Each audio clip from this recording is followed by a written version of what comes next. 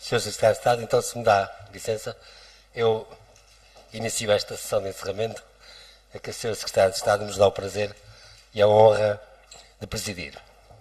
Eu começo com a leitura de algumas conclusões tiradas apressadamente, como é óbvio, enquanto os ilustres oradores foram falando. Há aqui falhas óbvias para as quais eu peço desde já me relevem. Então, se me permitem, eu começo por referir que este colóquio se iniciou com a apresentação por parte de José Luís Cacho, presidente do CEA do Porto de Aveiro, do Plano Estratégico.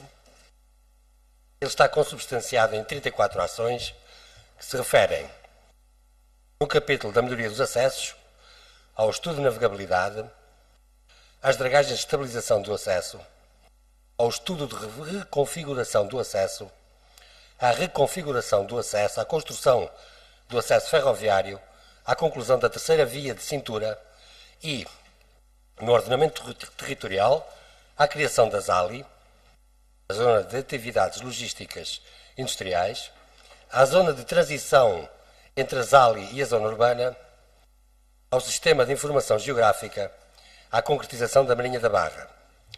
Na passagem a Landlord Port, é de mencionar a preparação do concurso, o seu lançamento, a concessão dos terminais e a reorganização da exploração portuária. No que se refere à melhoria do enquadramento organizacional, cumpre revelar o Regulamento de Exploração, a conclusão do GESPOR, do GIAF, a implementação do VTS, a coordenação e controle dos navios, o processo de certificação ambiental, o sistema de qualidade interno e o quadro de intervenção de mão de obra portuária. No que toca à promoção da atuação comercial, procedeu-se ao estudo de marketing, eu peço desculpa porque é preciso fazer scroll, ao dossiê do investidor, ao plano comercial, ao plano de promoção e relações externas, à função do observatório de mercado, ao gabinete de apoio ao cliente. Já no que se refere ao envolvimento da comunidade portuária, houve que coordenar o órgão com funções consultivas, o desenvolvimento de parcerias internas, de parcerias externas, a simplificação dos procedimentos administrativos, a Carta de Qualidade do Porto de Aveiro, a promoção conjunta do Porto, em todos os aspectos. Das medidas enunciadas, destaque para o facto deste Porto apresentar um dos níveis de acessos mais restritivos da Península Ibérica, tendo em compensação grande superfície de terraplenos, excelentes acessos terrestres, capacidade de recepção de navios até 140 metros de comprimento, com calado até 8 metros. Para que este porto cumpra o seu ideal, como dizia o poeta, é imprescindível passar a dispor de ligações terrestres, a A25 e a ligação à rede ferroviária nacional, obras que, como é público, se encontram em fase de projeto ou execução. Correia Luís, recém-eleito presidente da Comunidade Portuária de Aveiro, falou depois sobre o futuro do papel da comunidade portuária no Porto Moderno, revelando a firme vontade dos membros desta associação em ajudar a fazer do Porto de Aveiro uma porta de entrada e saída da faixa atlântica da Península Ibérica, acompanhando o que são as grandes linhas estratégicas do Porto, antes reveladas por José Luís Cacho. A Comunidade Portuária de Aveiro considera extremamente importantes para a concretização de todos os projetos aqui anunciados pelo Presidente do Porto os acordos já assinados tanto com o Porto Seco de Salamanca como com os representantes das comunidades empresariais das regiões espanholas de Castilha e León. O Sr. Engenheiro José Vinagre, representante do Conselho Português de Carregadores e, simultaneamente, de um dos grandes utilizadores do Porto, a Portucel São Porcel, de que é diretor de transportes, considerou legítimas as ambições do Porto de Aveiro no Interland que se estende até ao território espanhol. Fazendo uma analogia com a apresentação aqui efetuada em finais de 2004, considerou urgente a conclusão da via de cintura portuária, a construção do terminal intermodal de Cacia, de uma ligação ferroviária também ao Terminal Sul, a ampliação do terminal de graneiros líquidos, que tende a transformar-se numa verdadeira ZAL, e congratulou-se com a existência, num futuro próximo, de um terminal de graneiros sólidos cheio de potencialidades. Pela negativa, o representante do CPC considerou a navegação noturna um dos pontos mais preocupantes. Uma facilidade que tarda, disse, apesar do dinheiro já gasto na balizagem do canal. No lado das carências, realçou também a falta de armazéns cobertos para produtos de papel e siderúrgicos e a falta de uma reforma portuária, falha essa extensiva ao conjunto dos portos portugueses, para se acabar de vez com o que apelidou custos parasitas.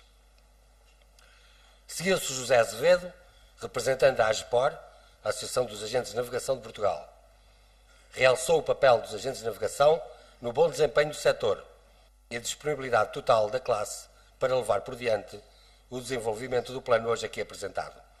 Fez votos para que o concurso para as concessões do Terminal Norte venha a considerar espaço para a atividade dos agentes de navegação e terminou com um pedido de desafio. Não deixem os agentes de navegação de fora no processo de desenvolvimento deste plano.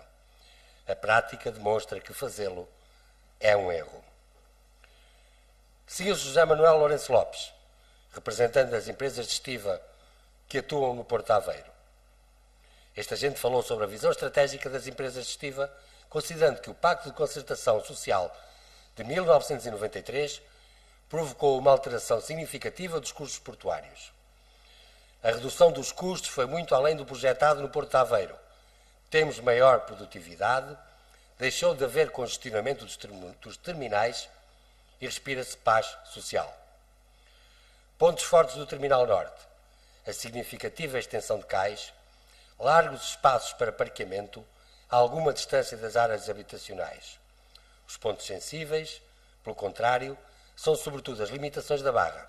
Impõe-se, no entender do representante das empresas de estiva, a rápida concessão do Terminal Norte, prevista para 2008, o acesso ferroviário, a defesa da criação de uma zona tampão entre o Porto e a zona urbana envolvente.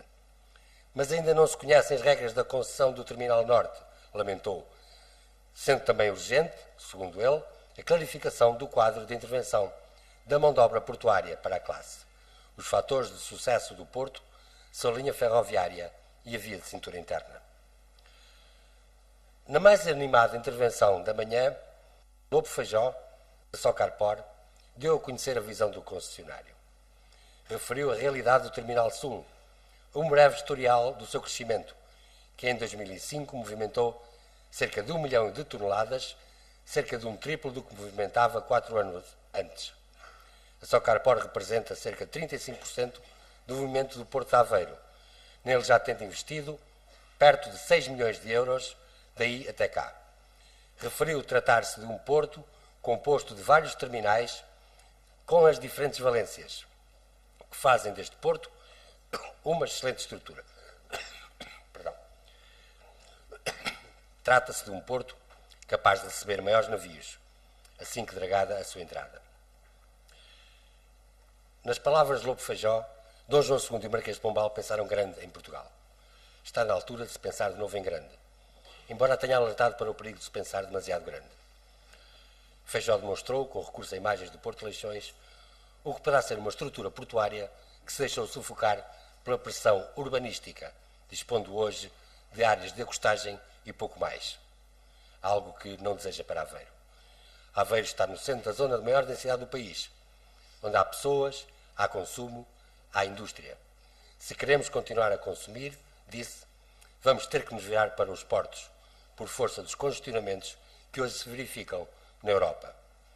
Tenho medo de perder o futuro, afirmou. O futuro dos portos do norte de Portugal está no Porto de Aveiro. É urgente reservar já hoje o espaço de expansão deste porto, não permitindo que a expansão urbana o sufoque. As reservas negativas. O plano tem pouca ligação às escolas e às universidades. Essa é, aliás, uma pecha de todos os nossos portos.